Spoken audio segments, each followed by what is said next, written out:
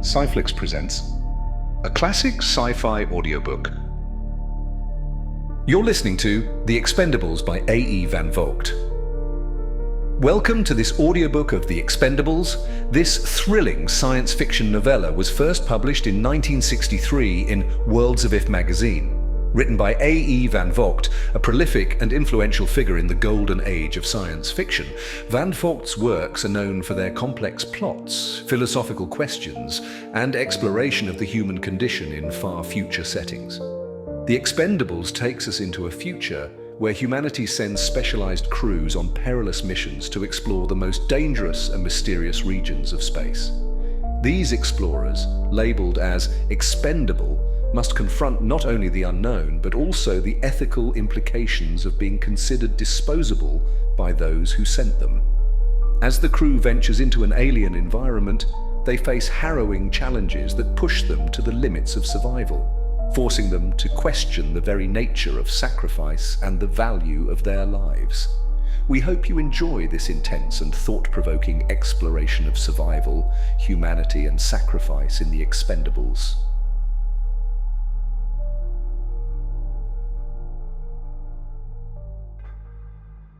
109 years after leaving Earth, the spaceship, Hope of Man, went into orbit around Alta 3. The following morning, Captain Browne informed the shipload of 4th and 5th generation colonists that a manned lifeboat would be dropped to the planet's surface. "Every member of the crew must consider himself expendable," he said earnestly. "This is the day that our great-grandparents, our forefathers who boldly set out for the new space frontier so long ago, looked forward to with unfaltering courage. We must not fail them." He concluded his announcement over the intercom system of the big ship by saying that the names of the crew members of the lifeboat would be given out within the hour. "And I know that every real man aboard will want to see his name there." John Lesbee, the 5th of his line aboard, had a sinking sensation as he heard those words, and he was not mistaken. Even as he tried to decide if he should give the signal for a desperate act of rebellion, Captain Browne made the expected announcement. The commander said, "And I know you will all join him in his moment of pride and courage when I tell you that John Lesbee will lead the crew that carries the hopes of man in this remote area of space." And now the others. He thereupon named 7 of the 9 persons with whom Lesbee had been conspiring to seize control of the ship. Since the lifeboat would only hold 8 persons, Lesbee recognized that Browne was dispatching as many of his enemies as he could. He listened with a developing dismay as the commander ordered all persons on the ship to come to the recreation room. "Here I request that the crew of the lifeboat join me and the other officers on stage. Their instructions are to surrender themselves to any craft which seeks to intercept them. They will be equipped with instruments whereby we here can watch and determine the stage of scientific attainments of the dominant race on the planet below." Lesbee hurried to his room on the technician's deck, hoping that perhaps Tellier or Cantlin would seek him out there. He felt himself in need of a council of war, however brief. He waited 5 minutes, but not one member of his conspiratorial group showed. Nonetheless, he had time to grow calm. Peculiarly, it was the smell of the ship that soothed him most. From the earliest days of his life, the odor of energy and the scent of metal under stress had been perpetual companions. At the moment, with the ship in orbit, there was a letting up of stress. The smell was of old energies rather than new, but the effect was similar. He sat in the chair he used for reading, eyes closed, breathing in that complex of odors, product of so many titanic energies. Sitting there, he felt the fear leave his mind and body. He grew brave again and strong. Lesbee recognized soberly that his plan to seize power had involved risks. Worse, no one would question Browne's choice of him as the leader of the mission. "I am," thought Lesbee, "probably the most highly trained technician ever to be on this ship." Browne. 3 had taken him when he was 10 and started him on the long grind of learning that led him, one after the other, to master the mechanical skills of all the various technical departments. And Browne. 4 had continued his training. He was taught how to repair relay systems. He gradually came to understand the purposes of countless analogs. The time came when he could visualize the entire automation. Long ago, the colossal cobweb of electronic instruments within the walls had become almost an extension of his nervous system.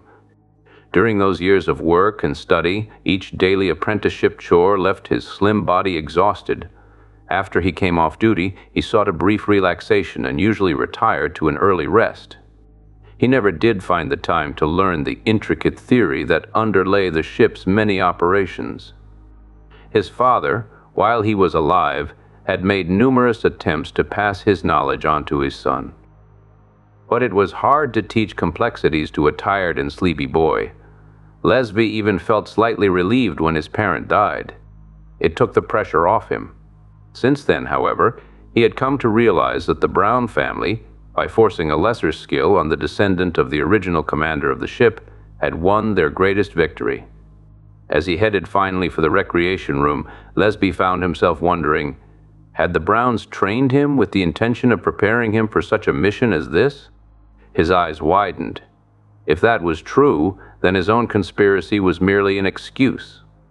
The decision to kill him might actually have been made more than a decade ago and light years away. As the lifeboat fell toward Alta 3, Lesbee and Tellier sat in the twin control chairs and watched on the forward screen the vast, misty atmosphere of the planet. Tellier was thin and intellectual, a descendant of the physicist Dr. Tellier who had made many speed experiments in the early days of the voyage. It had never been understood why spaceships could not attain even a good fraction of the speed of light, let alone velocities greater than light. When the scientist met his untimely death, there was no one with the training to carry on a testing program. It was vaguely believed by the trained personnel who succeeded Tellier that the ship had run into one of the paradoxes implicit in the Lorentz-Fitzgerald contraction theory. Whatever the explanation, it was never solved. Watching Tellier, Lesbee wondered if his companion and best friend felt as empty inside as he did. Incredibly, this was the first time he or anyone had been outside the big ship. We're actually heading down, he thought, to one of those great masses of land and water, a planet. As he watched, fascinated, the massive ball grew visibly bigger. They came in at a slant, a long, swift, angling approach, ready to jet away if any of the natural radiation belts proved too much for their defense systems. But as each stage of radiation registered in turn, the dials showed that the lifeboat machinery made the proper responses automatically. The silence was shattered suddenly by an alarm bell. Simultaneously, one of the screens focused on a point of rapidly moving light far below. The light darted toward them. A missile. Lesbee caught his breath. But the shining projectile veered off, turned completely around, took up position several miles away, and began to fall with them. His first thought was, "They'll never let us land," and he experienced an intense disappointment. Another signal burred from the control board. "They're probing us," said Tellier tensely. An instant after the words were uttered, the lifeboat seemed to shudder and to stiffen under them. It was the unmistakable feel of a tractor beam. Its field clutched the lifeboat, drew it, held it. The science of the Alta 3 inhabitants was already proving itself formidable. Underneath him, the lifeboat continued its movement. The entire crew gathered around and watched as the point of brightness resolved into an object, which rapidly grew larger. It loomed up close, bigger than they. There was a metallic bump. The lifeboat shuddered from stem to stern. Even before the vibration ceased, Tellier said, "Notice they put our airlock against theirs." Behind Lesbee, his companions began that peculiar joking of the threatened. It was a coarse comedy, but it had enough actual humor suddenly to break through his fear. Involuntarily, he found himself laughing. Then, momentarily free of anxiety, aware that Browne was watching and that there was no escape, he said, "Open the airlock. Let the aliens capture us as ordered." A few minutes after the outer airlock was opened, the airlock of the alien ship folded back also. Rubberized devices rolled out and contacted the Earth lifeboat, sealing off both entrances from the vacuum of space. Air hissed into the interlocking passageway between the two craft. In the alien craft's lock, an inner door opened. Again, Lesbee held his breath. There was a movement in the passageway. A creature ambled into view. The being came forward with complete assurance and pounded with something he held at the end of one of his 4 leathery arms on the hull. The creature had 4 legs and 4 arms, and a long, thin body held straight up. It had almost no neck, yet the many skin folds between the head and the body indicated great flexibility was possible. Even as Lesbee noted the details of its appearance, the being turned his head slightly, and its 2 large, expressionless eyes gazed straight at the hidden wall receptor that was photographing the scene, and therefore straight into Lesbee's eyes. Lesbee blinked at the creature, then tore his gaze away, swallowed hard, and nodded at Tellier. "Open up," he commanded. The moment the inner door of the Earth lifeboat opened, 6 more of the 4-legged beings appeared one after another in the passageway and walked forward in the same confident way as had the first. All 7 creatures entered the open door of the lifeboat. As they entered, their thoughts came instantly into Lesbee's mind. As Jing and his boarding party trotted from the small Karn ship through the connecting airlock, his chief officer thought a message to him. Air pressure and oxygen content are within a tiny percentage of what exists at ground level on Karn. They can certainly live on our planet. Zing moved forward into the Earthship and realized that he was in the craft's control chamber. There, for the first time, he saw the men. He and his crew ceased their forward motion, and the 2 groups of beings, the humans and the Karn, gazed at each other. The appearance of the 2-legged beings did not surprise Zing. Pulse viewers had earlier penetrated the metal walls of the lifeboat and had accurately photographed the shape and dimension of those aboard. His first instruction to his crew was designed to test if the strangers were in fact surrendering. He commanded, "Convey to the prisoners that we require them as a precaution to remove their clothing." Until that direction was given, Lesbee was still uncertain as to whether or not these beings could receive human thoughts as he was receiving theirs. From the first moment, the aliens had conducted their mental conversations as if they were unaware of the thoughts of the human beings. Now he watched the Karn come forward. One tugged suggestively at his clothing, and there was no doubt. The mental telepathy was a one-way flow only, from the Karn to the humans. He was already savoring the implications of that as he hastily undressed. It was absolutely vital that Browne do not find it out. Lesbee removed all his clothes, then, before laying them down, took out his notebook and pen. Standing there naked, he wrote hurriedly, "Don't let on that we can read the minds of these beings." He handed the notebook around, and he felt a lot better as each of the men read it and nodded at him silently. Zing communicated telepathically with someone on the ground. "These strangers," he reported, "clearly acted under command to surrender. The problem is, how can we now let them overcome us without arousing their suspicion that this is what we want them to do?" Lesbee did not receive the answer directly, but he picked it up from Jing's mind. "Start tearing the lifeboat apart.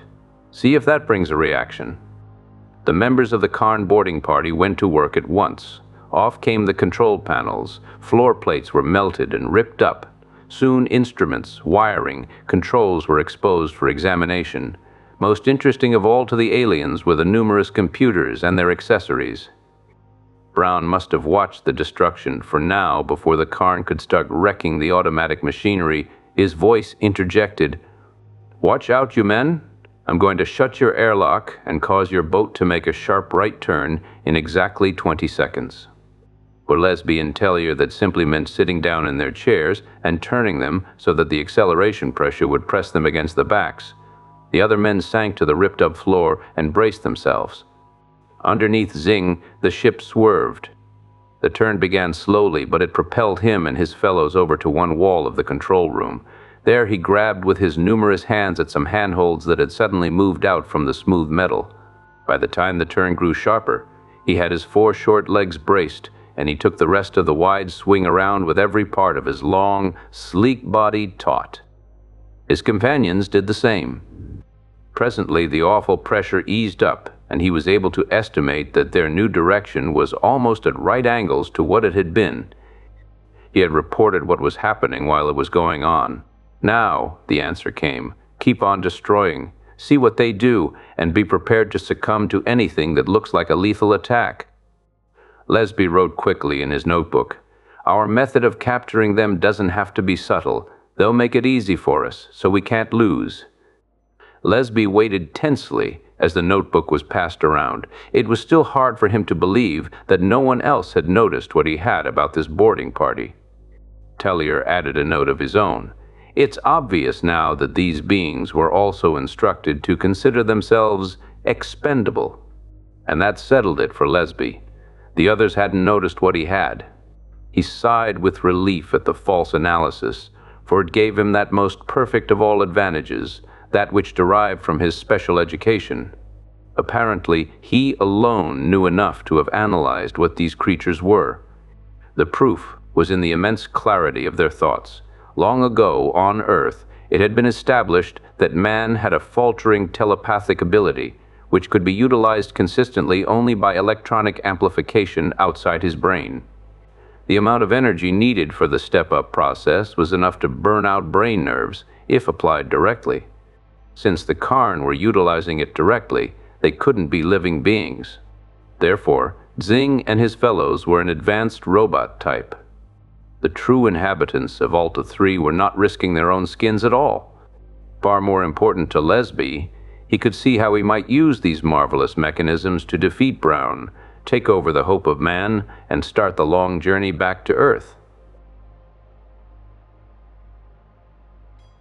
In a few moments, I'm going to ask Captain Browne to turn the ship again.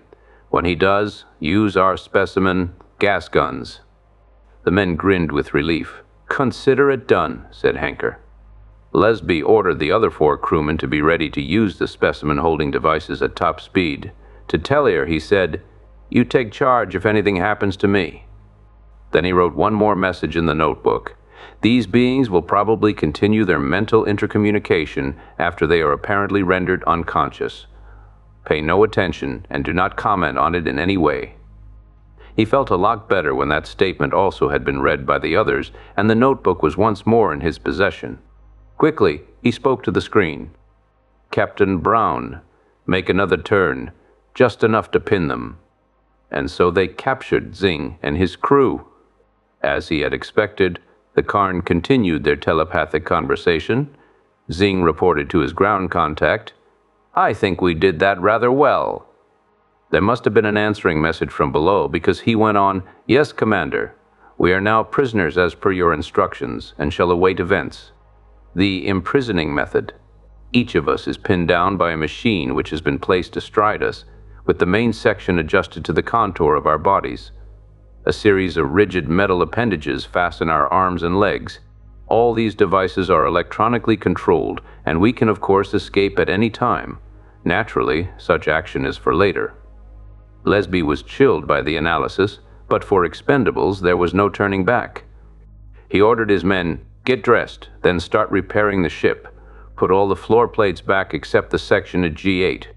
They removed some of the analogs, and I'd better make sure myself that it all goes back all right." When he had dressed, he reset the course of the lifeboat and called Browne.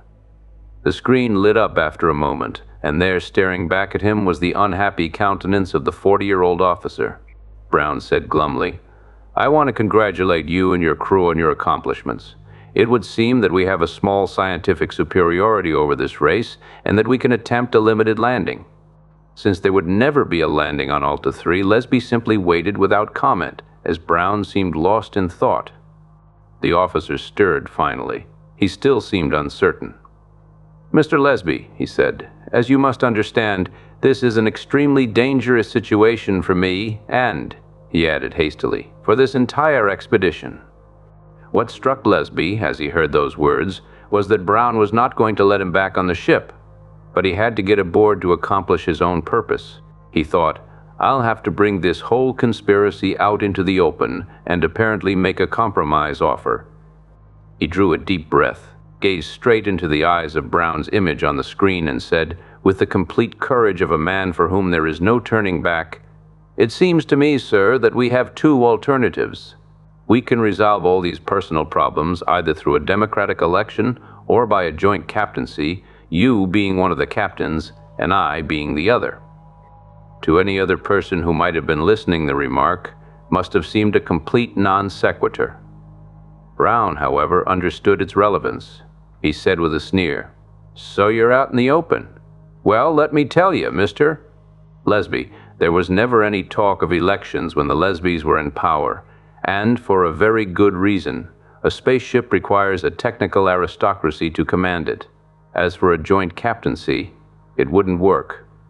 Lesbee urged his lie. "If we're going to stay here, we'll need at least two people of equal authority, one on the ground, one on the ship."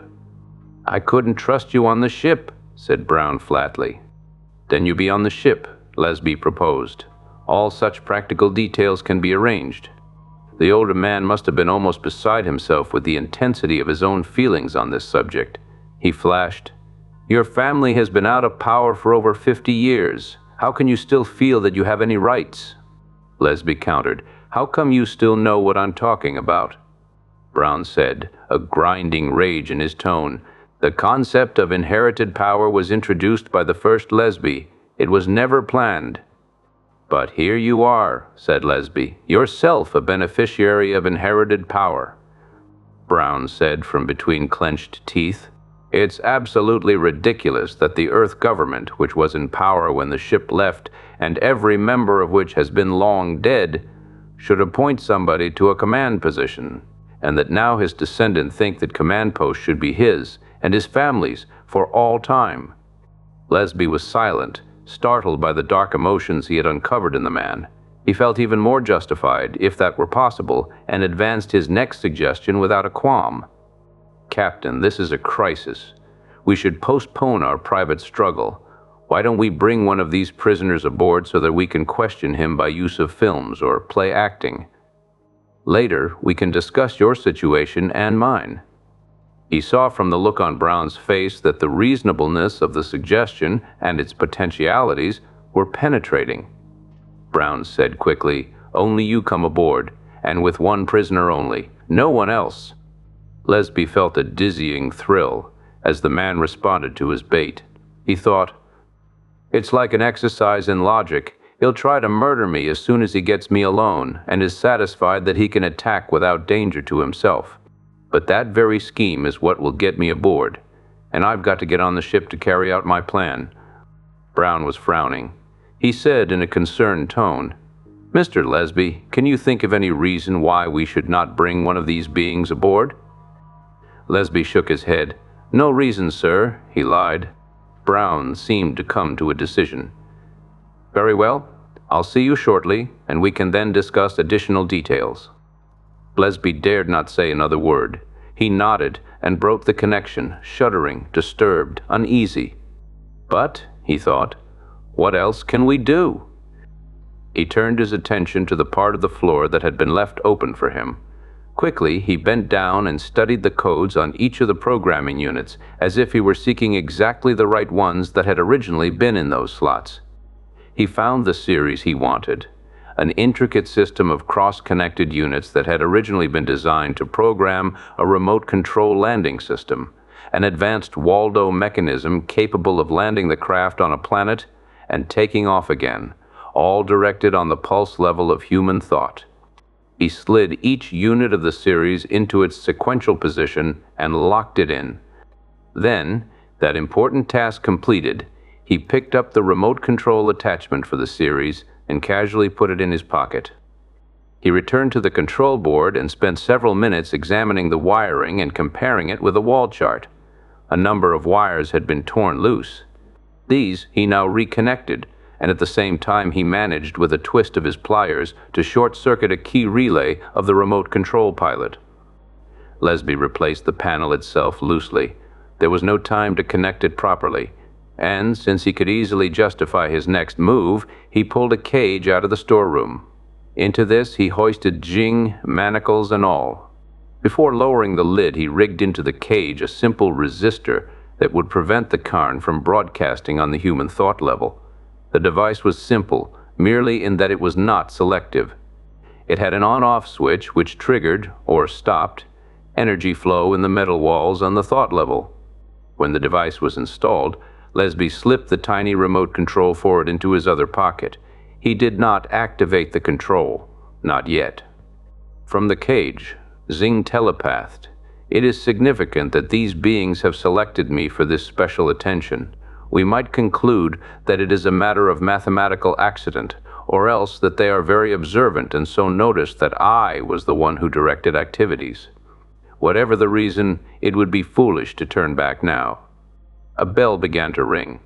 As Lesbee watched, a spot of light appeared high on one of the screens. It moved rapidly toward some crossed lines in the exact center of the screen. Inexorably then, the hope of man, as represented by the light, and the lifeboat moved toward their fateful rendezvous. Browne's instructions were, "Come to control room below." Lesbee guided his powered dolly with the cage on it out of the big ship's airlock, and saw that the man in the control room of the lock was Second Officer Selwyn. Heavy brass for such a routine task. Selwyn waved at him with a twisted smile as Lesbee wheeled his cargo along the silent corridor. He saw no one else on his route. Other personnel had evidently been cleared from this part of the vessel. A little later, grim and determined, he set the cage down in the center of the big room and anchored it magnetically to the floor. As Lesbee entered the captain's office, Browne looked up from one of the two control chairs and stepped down from the rubber-sheathed dais to the same level as Lesbee. He came forward smiling and held out his hand. He was a big man, as all the Brownes had been, bigger by a head than Lesbee, good-looking in a clean-cut way. The two men were alone. "I'm glad you were so frank," he said. "I doubt if I could have spoken so bluntly to you without your initiative as an example." But as they shook hands, Lesbee was wary and suspicious. Lesbee thought, "He's trying to recover from the insanity of his reaction. I really blew him wide open." Browne continued in the same hearty tone, "I've made up my mind. An election is out of the question. The ship is swarming with untrained dissident groups, most of which simply want to go back to Earth."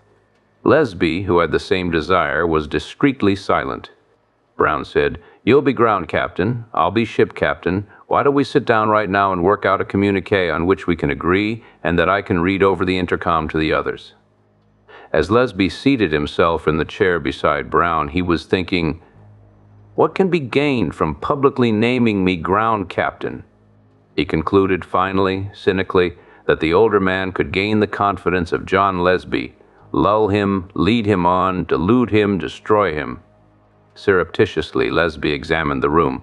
Control room below was a large square chamber adjoining the massive central engines.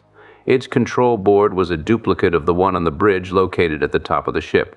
The great vessel could be guided equally from either board, except that preemptive power was on the bridge.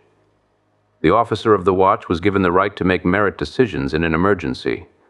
Lesbee made a quick mental calculation and deduced that it was First Officer Miller's watch on the bridge. Miller was a staunch supporter of Browne. The man was probably watching them on one of his screens, ready to come to Browne's aid at a moment's notice. A few minutes later, Lesbee listened thoughtfully as Browne read their joint communique over the intercom, designating him as ground captain. He found himself a little amazed and considerably dismayed at the absolute confidence the older man must feel about his own power and position on the ship. It was a big step, naming his chief rival to so high a rank.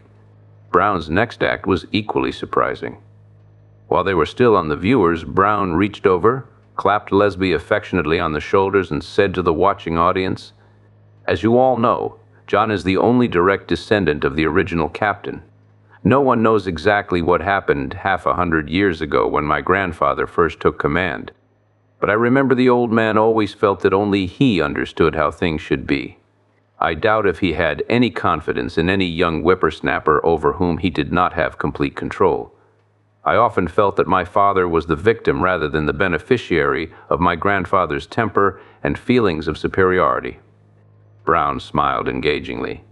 Anyway, good people, though we can't unbreak the eggs that were broken then, we can certainly start healing the wounds without." His tone was suddenly firm, negating the fact that my own training and experience make me the proper commander of the ship itself. He broke off. "Captain Lesbee and I shall now jointly attempt to communicate with the captured intelligent life form from the planet below. You may watch, though we reserve the right to cut you off for good reason." He turned to Lesbee. "What do you think we should do first, John?" Lesbee was in a dilemma. The first large doubt had come to him, the possibility that perhaps the other was sincere. The possibility was especially disturbing because in a few moments, a part of his own plan would be revealed. He sighed and realized that there was no turning back at this stage.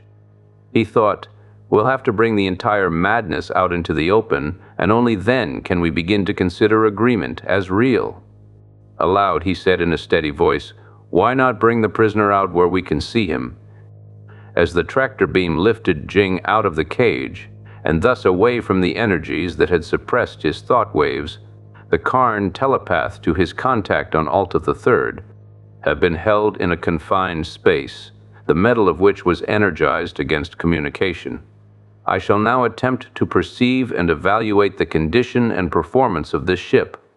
At that point, Browne reached over and clicked off the intercom. Having shut off the audience, he turned accusingly to Lesbee and said, "Explain your failure to inform me that these beings communicated by telepathy." The tone of his voice was threatening. There was a hint of angry color in his face. It was the moment of discovery. Lesbee hesitated and then simply pointed out how precarious their relationship had been. He finished frankly, "I thought by keeping it a secret I might be able to stay alive a little longer, which was certainly not what you intended when you sent me out as an expendable." Browne snapped, "But how did you hope to utilize?" He stopped. "Never mind," he muttered. Jing was telepathing again. "In many ways, this is mechanically a very advanced type ship. Atomic energy drives are correctly installed. The automatic machinery performs magnificently. There is massive energy screen equipment, and they can put out a tractor beam to match anything we have that's mobile. But there is a wrongness in the energy flows of this ship, which I lack the experience to interpret. Let me furnish you some data." The data consisted of variable wave measurements, evidently so, Lesbee deduced. The wavelengths of the energy flows involved in the wrongness. He said in alarm at that point, "Better drop him into the cage while we analyze what he could be talking about." Browne did so, as Zing telepath. "If what you suggest is true, then these beings are completely at our mercy." Browne was turning on the intercom. "Sorry I had to cut you good people off," he said. "You'll be interested to know that we have managed to tune in on the thought pulses of the prisoner and have intercepted his calls to someone on the planet below. This gives us an advantage." He turned to Lesbee. "Don't you agree?" Browne visibly showed no anxiety, whereas Zing's final statement flabbergasted Lesbee. "Completely at our mercy" surely meant exactly that. He was staggered that Browne could have missed the momentous meaning. Browne addressed him enthusiastically. "I'm excited by this telepathy. It's a marvelous shortcut to communication if we could build up our own thought pulses. Maybe we could use the principle of the remote control landing device, which, as you know, can project human thoughts on a simple, gross level, where ordinary energies get confused by the intense field needed for the landing." What interested Lesbee in the suggestion was that he had in his pocket a remote control for precisely such mechanically produced thought pulses. Unfortunately, the control was for the lifeboat. It probably would be advisable to tune the control to the ship landing system also. It was a problem he had thought of earlier, and now Browne had opened the way for an easy solution. He held his voice steady as he said, "Captain, let me program those landing analogs while you prepare the film communication project.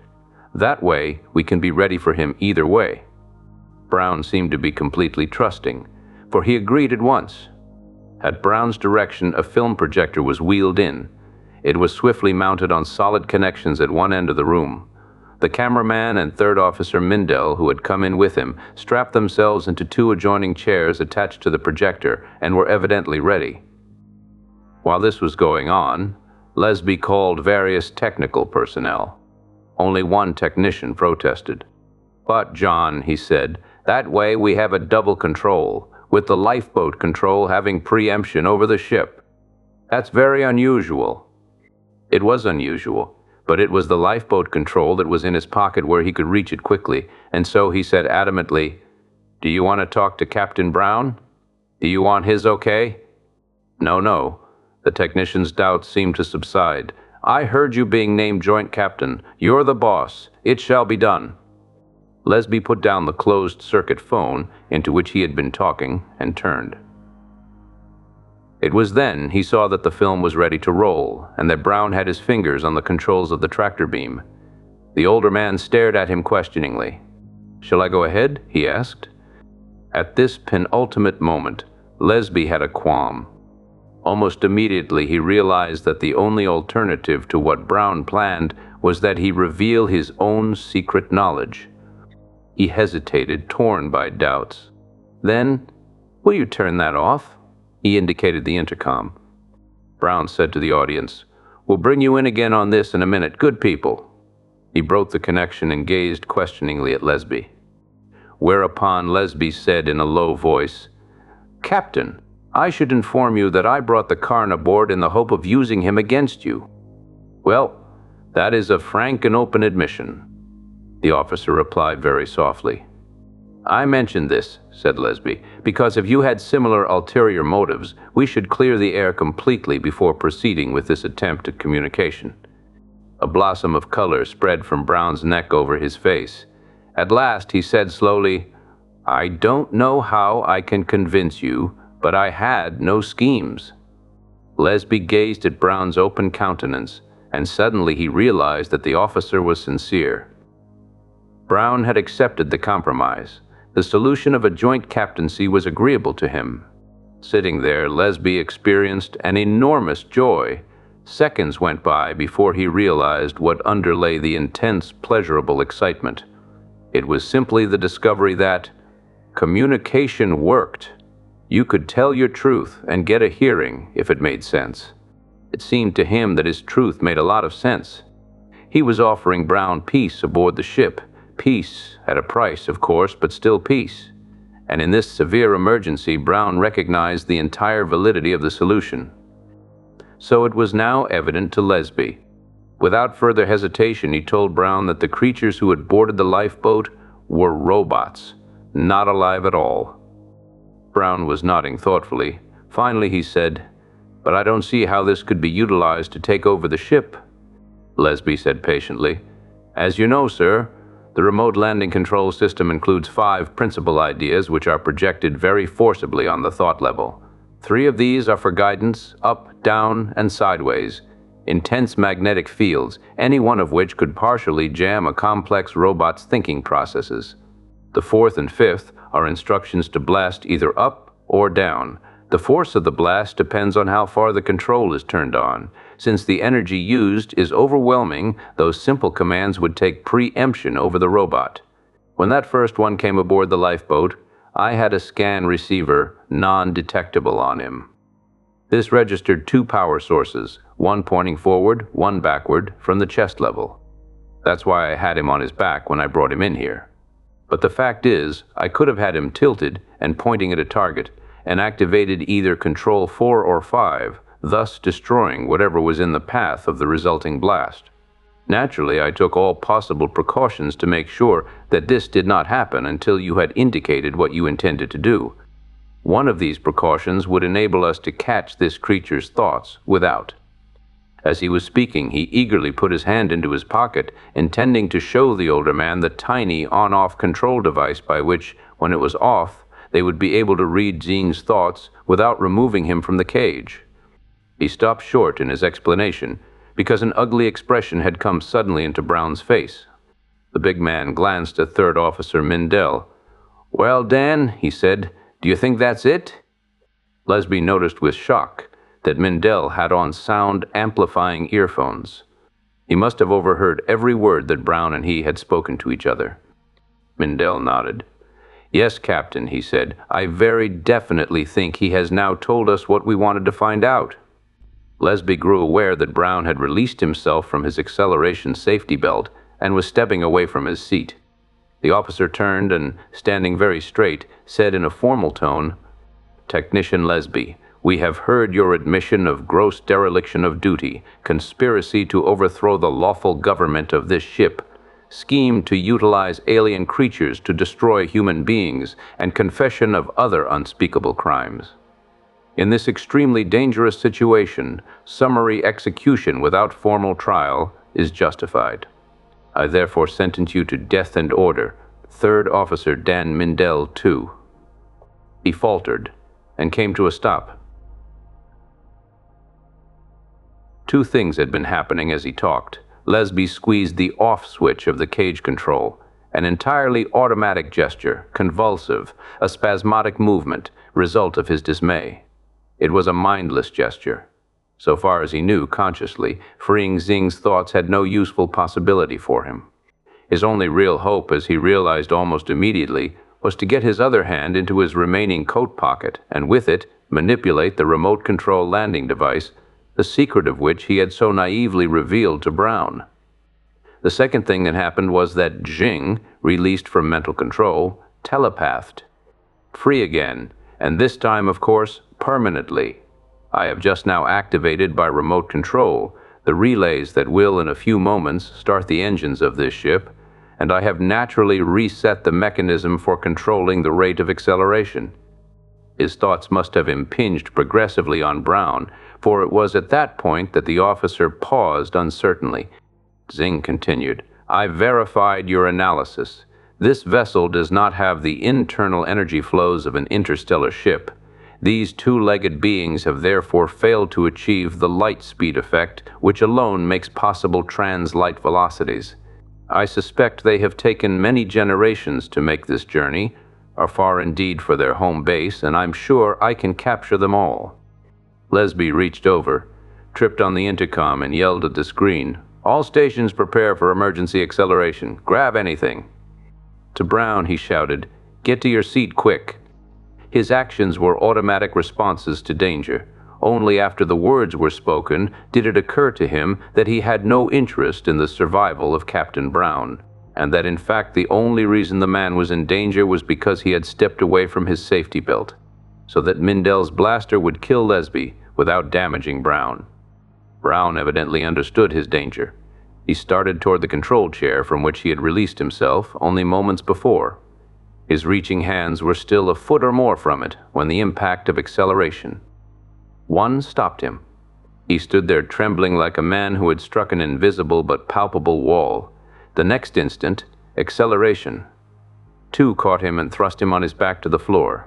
He began to slide toward the rear of the room, faster and faster, and because he was quick and understanding, he pressed the palms of his hands and his rubber shoes hard against the floor, and so tried to slow the movement of his body.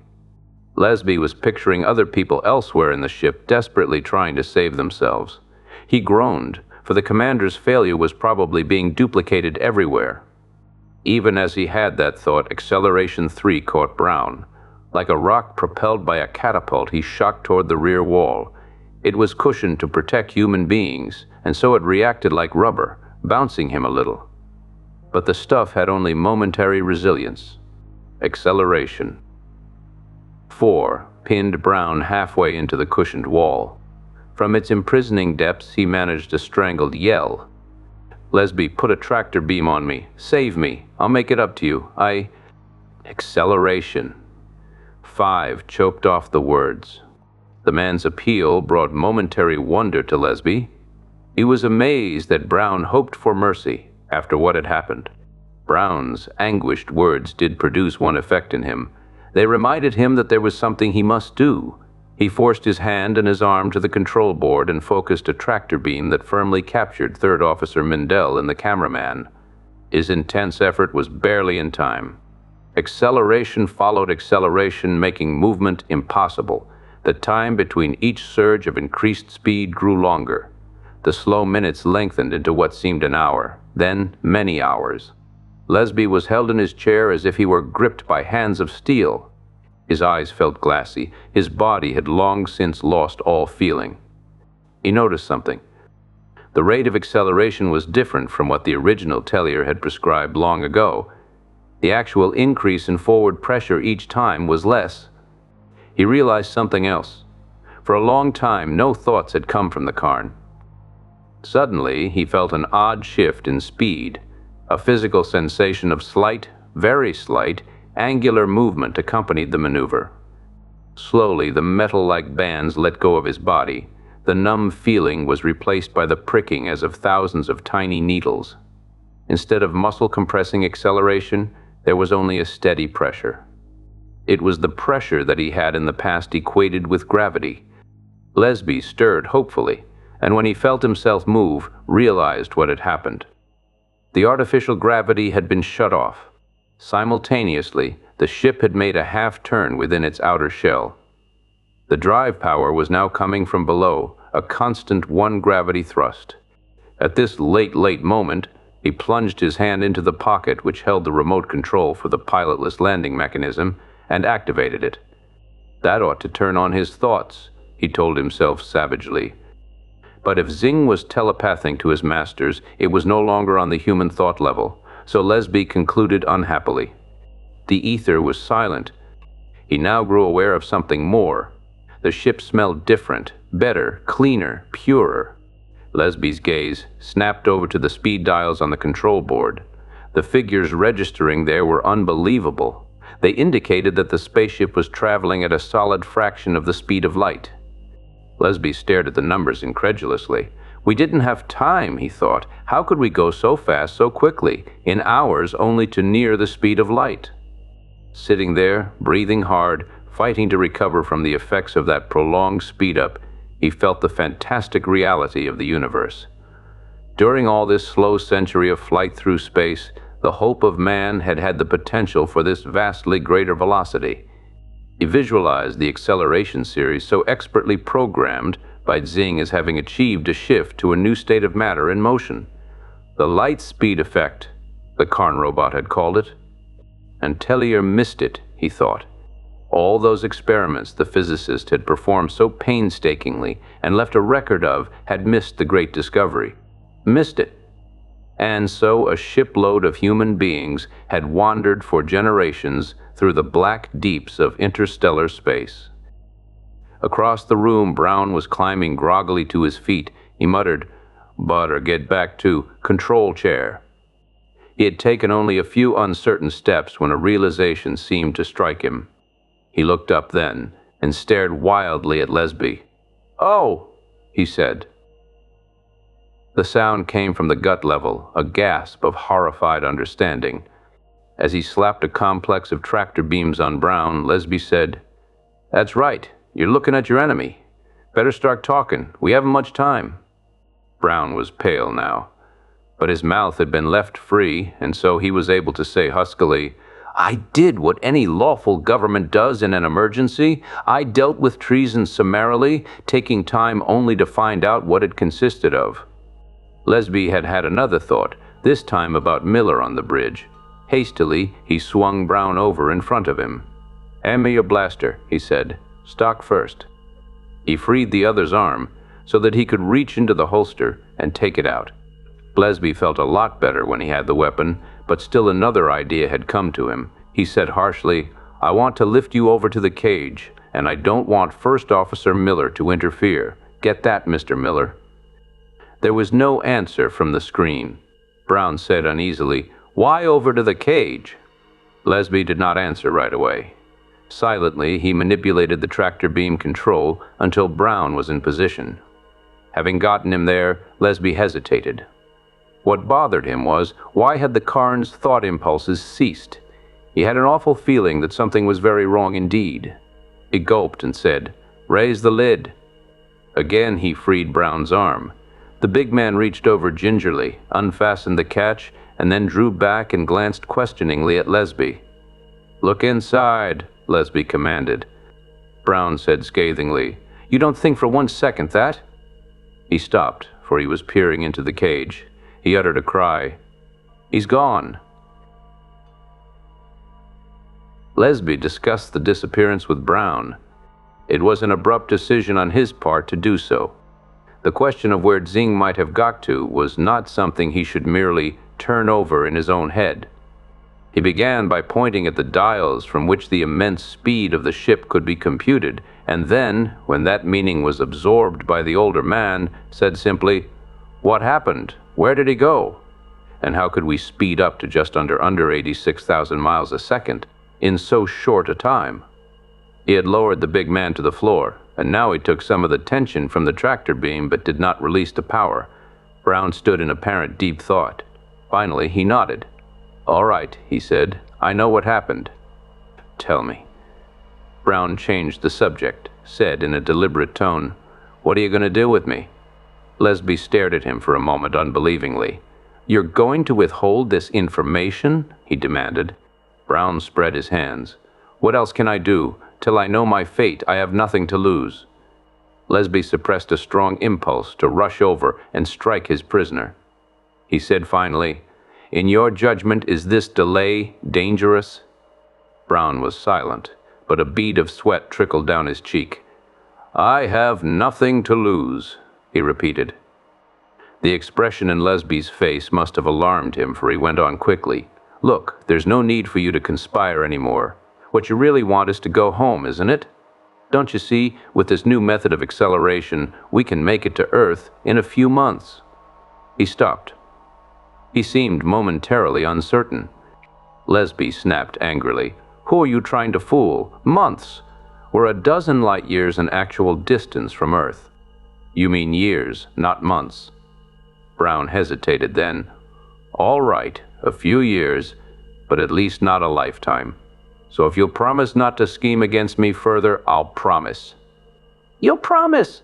Lesbee spoke savagely.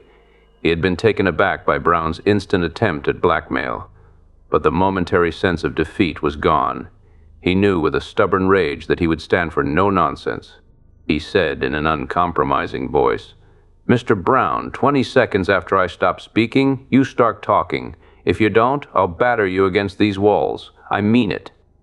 Browne was pale. "Are you going to kill me?" "That's all I want to know. Look." His tone was urgent. "We don't have to fight anymore. We can go home. Don't you see? The long madness is just about over. Nobody has to die." Lesbee hesitated. What the big man said was at least partly true. There was an attempt here to make 12 years sound like 12 days, or at most 12 weeks.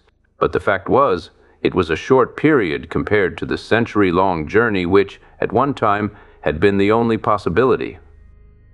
He thought, "Am I going to kill him?"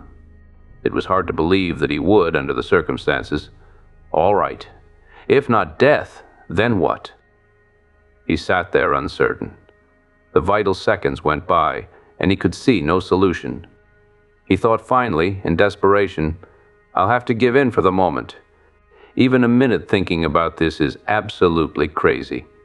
He said aloud in utter frustration, "I'll promise you this. If you can figure out how I can feel safe in a ship commanded by you, I'll give your plan consideration. And now, mister, start talking." Browne nodded. "I accept that promise," he said. "What we've run into here is the Lorentz-Fitzgerald contraction theory, only it's not a theory anymore.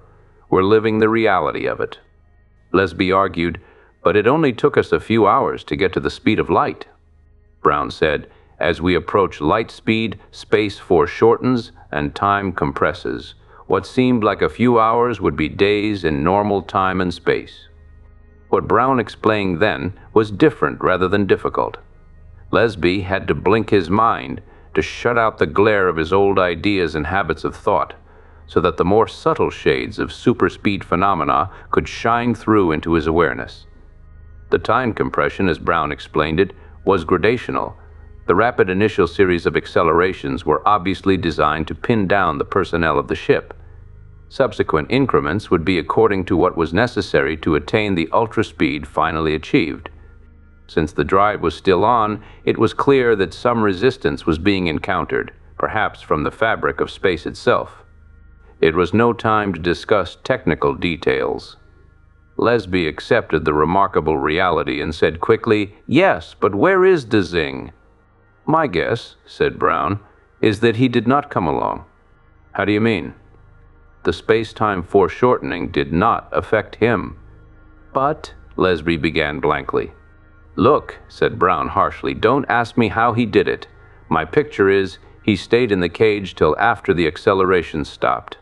Then, in a leisurely fashion, he released himself from the electrically locked manacles, climbed out, and went off to some other part of the ship.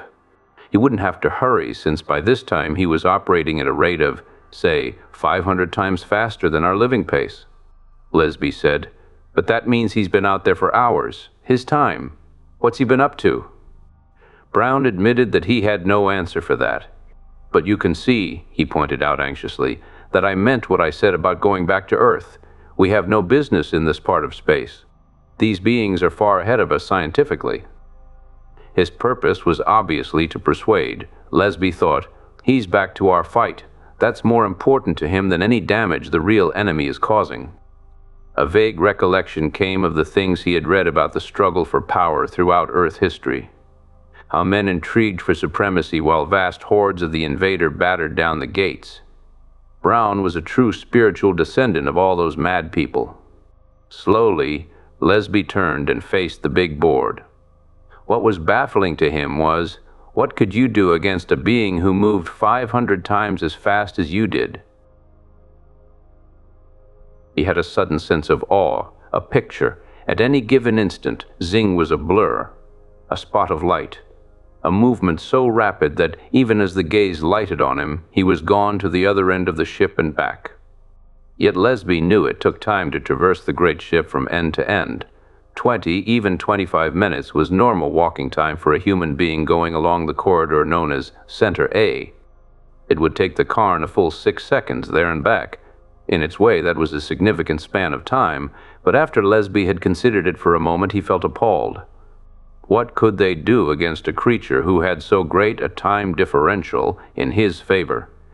From behind him, Browne said, why don't you use against him that remote landing control system that you set up with my permission? Lesbee confessed, I did that as soon as the acceleration ceased, but he must have been back in the faster time by then. That wouldn't make any difference, said Browne. Eh? Lesbee was startled. Browne parted his lips, evidently intending to explain, and then he closed them again. Finally, he said, make sure the intercom is off. Lesbee did so, but he was realizing that Browne was up to something again. He said, and there was rage in his tone, I don't get it, and you do. Is that right? Yes, said Browne. He spoke deliberately, but he was visibly suppressing excitement. I know how to defeat this creature. That puts me in a bargaining position. Lesbee's eyes were narrowed to slits. Damn you, no bargain. Tell me, or else. Browne said, I'm not really trying to be difficult. You either have to kill me or come to some agreement. I want to know what that agreement is because of course I'll do it. Lesbee said, I think we ought to have an election. I agree, Browne spoke instantly. You set it up. He broke off. And now release me from these tractors and I'll show you the neatest space-time trick you've ever seen, and that'll be the end of Zing. Lesbee gazed at the man's face, saw there the same openness of countenance, the same frank honesty that had preceded the execution order, and he thought, what can he do? He considered many possibilities, and thought finally, desperately, he's got the advantage over me of superior knowledge, the most undefeatable weapon in the world. The only thing I can really hope to use against it in the final issue is my knowledge of a multitude of technician-level details. But what could Browne do against Lesbee? He said unhappily to the other, before I free you, I want to lift you over to Mindell. When I do, you get his blaster for me. Sure, said Browne casually. A few moments later, he handed Mindell's gun over to Lesbee. So that wasn't it. Lesbee thought, there's Miller on the bridge. Can it be that Miller flashed him a ready signal when my back was turned to the board? Perhaps, like Browne, Miller had been temporarily incapacitated during the period of acceleration. It was vital that he find out Miller's present capability. Lesbee tripped the intercom between the two boards. The rugged, lined face of the first officer showed large on the screen. Lesbee could see the outlines of the bridge behind the man and, beyond, the starry blackness of space. Lesbee said courteously, "Mr. Miller, how did you make out during the acceleration?" "It caught me by surprise, Captain. I really got a battering. I think I was out for a while. But I'm all right now." "Good," said Lesbee. "As you probably heard, Captain Browne and I have come to an agreement, and we are now going to destroy the creature that is loose on the ship. Stand by." Cynically, he broke the connection. Miller was there all right, waiting. But the question was still, what could Miller do? The answer, of course, was that Miller could preempt. And, Lesbee asked himself, what could that do? Abruptly, it seemed to him, he had the answer. It was the technician's answer that he had been mentally straining for. He now understood Browne's plan. They were waiting for Lesbee to let down his guard for a moment. Then Miller would preempt, cut off the tractor beam from Browne and seize Lesbee with it. For the two officers, it was vital that Lesbee not have time to fire the blaster at Browne. Lesbee thought, it's the only thing they can be worried about. The truth is, there's nothing else to stop them. The solution was, Lesbee realized with a savage glee, to let the two men achieve their desire. But first, "Mr. Browne," he said quietly, "I think you should give your information. If I agree that it is indeed the correct solution, I shall release you and we shall have an election. You and I will stay right here till the election is over." Browne said, "I accept your promise. The speed of light is a constant and does not change in relation to moving objects. That would also apply to electromagnetic field." Lesbee said, "Then Zing was affected by the remote control device I turned on." "Instantly," said Browne. "He never got a chance to do anything. How much power did you use?" "Only first stage," said Lesbee, "but the machine-driven thought pulses in that would interfere with just about every magnetic field in his body. He couldn't do another coherent thing." Browne said in a hushed tone, "It's got to be. He'll be out of control in one of the corridors, completely at our mercy." He grinned. "I told you I knew how to defeat him because of course he was already defeated." Lesbee considered that for a long moment, eyes narrowed. He realized that he accepted the explanation, but that he had preparations to make, and quickly, before Browne got suspicious of his delay. He turned to the board and switched on the intercom. "People," he said, "strap yourselves in again. Help those who are injured to do the same. We may have another emergency. You have several minutes, I think, but don't waste any of them." He cut off the intercom, and he activated the closed-circuit intercom of the technical stations. He said urgently, "Special instruction to technical personnel. Report anything unusual, particularly if strange thought forms are going through your mind." He had an answer to that within moments after he finished speaking. A man's twangy voice came over. "I keep thinking I'm somebody named Zing, and I'm trying to report to my owners. Boy, am I incoherent. Where is this? D419. Lesbee punched the buttons that gave them a TV view of that particular ship location. Almost immediately, he spotted a shimmer near the floor. After a moment's survey, he ordered a heavy-duty mobile blaster brought to the corridor. By the time its colossal energy ceased, Jing was only a darkened area on the flat surface. While these events were progressing, Lesbee had kept one eye on Browne and Mindell's blaster firmly gripped in his left hand. Now he said, "Well, sir, you certainly did what you promised. Wait a moment while I put this gun away, and then I'll carry out my part of the bargain." He started to do so, then, out of pity, paused. He had been thinking in the back of his mind about what Browne had said earlier, that the trip to Earth might only take a few months.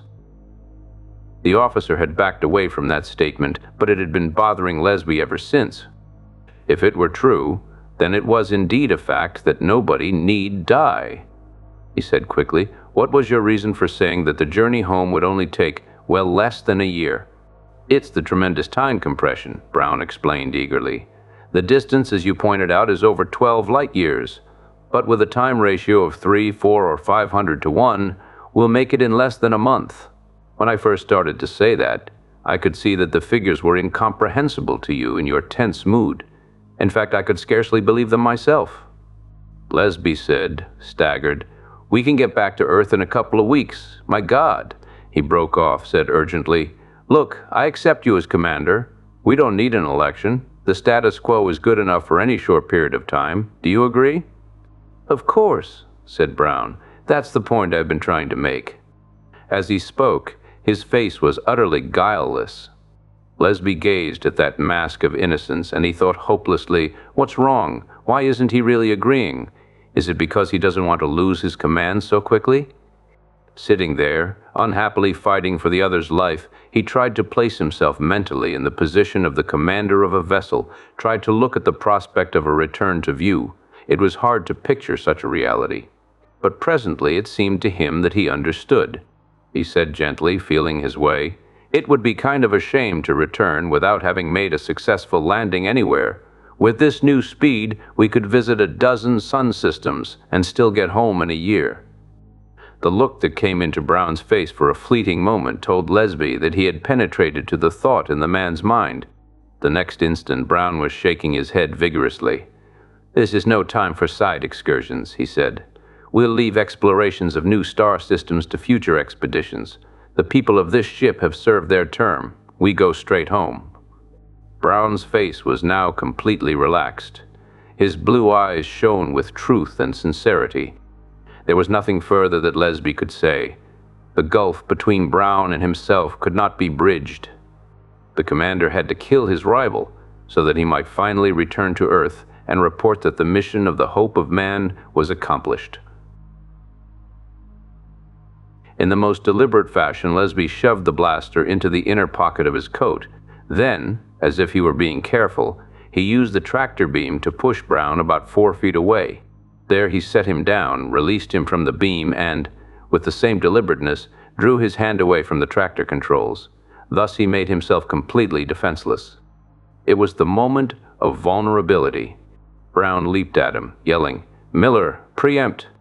First Officer Miller obeyed the command of his captain. What happened then only Lesbee, the technician with 1,000 bits of detailed knowledge, expected. For years it had been observed that when control room below took over from bridge, the ship speeded up slightly, and when bridge took over from control room below, the ship slowed instantly by the same amount, in each instance something less than half a mile an hour. The two boards were not completely synchronized. The technicians often joked about it, and Lesbee had once read an obscure technical explanation for the discrepancy. It had to do with the impossibility of ever getting two metals refined to the same precision of internal structure. It was the age-old story of no two objects in the universe are alike, but in times past the differential had meant nothing. It was a technical curiosity, an interesting phenomenon of the science of metallurgy, a practical problem that caused machinists to curse good-naturedly when technicians like Lesbee required them to make a replacement part. Unfortunately for Browne, the ship was now traveling near the speed of light. His strong hands, reaching towards Lesbee's slighter body, were actually touching the latter's arm when the momentary deceleration occurred as bridge took over. The sudden slowdown was at a much faster rate than even Lesbee expected. The resistance of space to the forward movement of the ship must be using up more engine power than he had realized. It was taking a lot of thrust to maintain a one-gravity acceleration. The great vessel slowed about 150 miles per hour in the space of a second. Lesbee took the blow of that deceleration partly against his back, partly against one side, for he had half turned to defend himself from the bigger man's attack. Browne, who had nothing to grab onto, was flung forward at the full 150 miles per hour. He struck the control board with an audible thud, stuck to it as if he were glued there, and then, when the adjustment was over, when the hope of man was again speeding along at one gravity, his body slid down the face of the board and crumpled into a twisted position on the rubberized dais. His uniform was discolored. As Lesbee watched, blood seeped through and dripped to the floor. "Are you going to hold an election?" Tellier asked. The big ship had turned back under Lesbee's command and had picked up his friends. The lifeboat itself, with the remaining Karn still aboard, was put into an orbit around Alta Third and abandoned. The two young men were sitting now in the captain's cabin. After the question was asked, Lesbee leaned back in his chair and closed his eyes. He didn't need to examine his total resistance to the suggestion. He had already savored the feeling that command brought. Almost from the moment of Browne's death, he had observed himself having the same thoughts that Browne had voiced. Among many others, the reasons why elections were not advisable aboard a spaceship. He waited now while Elisa, one of his 3 wives, she being the younger of the 2 young widows of Browne, poured wine for them and went softly out. Then he laughed grimly. "My good friend," he said, "we're all lucky that time is so compressed at the speed of light. At 500 times compression, any further exploration we do will require only a few months, or years at most. And so I don't think we can afford to take the chance of defeating at an election the only person who understands the details of the new acceleration method. Until I decide exactly how much exploration we shall do, I shall keep our speed capabilities a secret, but I did, and do, think one other person should know where I have this information documented. Naturally, I selected First Officer Tellier." "Thank you, sir," the youth said, but he was visibly thoughtful as he sipped his wine. He went on finally, "Captain, I think you'd feel a lot better if you held an election. I'm sure you could win it." Lesbee laughed tolerantly, shook his head. "I'm afraid you don't understand the dynamics of government," he said. "There's no record in history of a person who actually had control handing it over." He finished with the casual confidence of absolute power. "I'm not going to be presumptuous enough to fight a precedent like that." The end.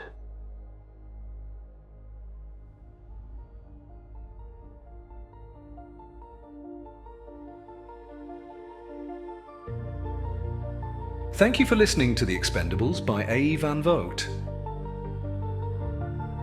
We hope you enjoyed this journey into classic science fiction.